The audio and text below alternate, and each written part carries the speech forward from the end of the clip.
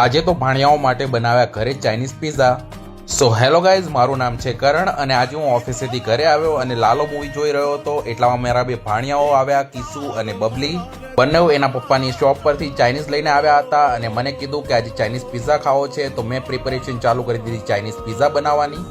બાકી તો બધું એ ખોટું, એક તારો માર્ગ હાચો, માયા કેરી ચાદર ઓઢી, પામેરે કશું નહીં જીવતું, હો અધીરો ને વ્યાકુળ થઈને. અહીંયા અમારો ચાઇનીઝ પિઝા થઈ ગયો હતો રેડી. મેં પિઝા કટરથી કટ કરી નાખ્યો અને મારા ભાણિયાઓને આપ્યો. કિસુએ પણ ખૂબ જ ટેસ્ટી ખાધો અને ભવ્યાને પણ ખૂબ જ ભાવ્યો. થોડી વારમાં આરાધ્યા આવી અને એણે કીધું કે તમે લોકો પિઝા ખાઈ રહ્યા છો.